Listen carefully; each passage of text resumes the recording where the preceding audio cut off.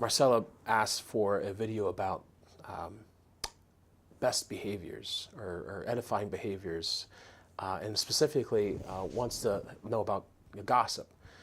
And I think this boils out of the idea of that we always have the best intentions in mind, but ultimately, it doesn't mean much for us to have the information.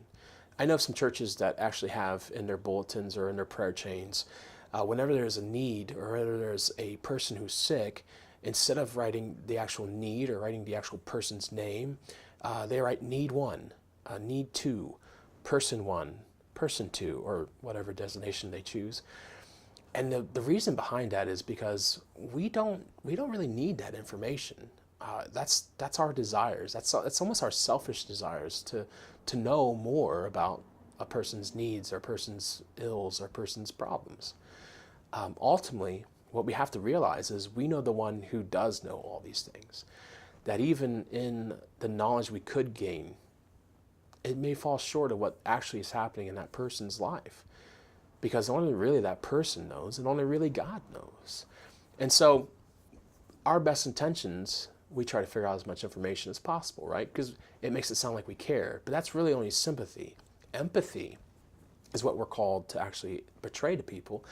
And when we portray empathy, that is walking them through pain. It's not, yeah, I went through this and you can get through it too, or anything like that, because that makes me sound like I'm better. It's, hey, I heard you have a problem, and I think that if I can walk with you, I think I can spend some time walking you through this pain, or walking you through this trial, or walking you through the situation. Then you mirror the image of God. That's really showing the fruit of the Spirit. That's showing love. That's showing gentleness and patience and forbearance and all those things. It's not when we say, oh, can you tell me more? Or I want to know more.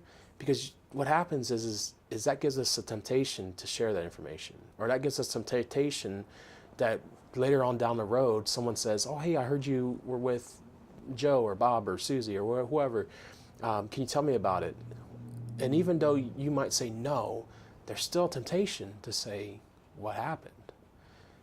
Ours is just to love, to edify, to build up the body. And so you say, I walked through some pain with them. And that's not mine to share. It was theirs to share with me. That's an edifying behavior. That goes against our idea of gossip. Because again, in our best intentions, prayer chains have been nicknamed the gossip chain.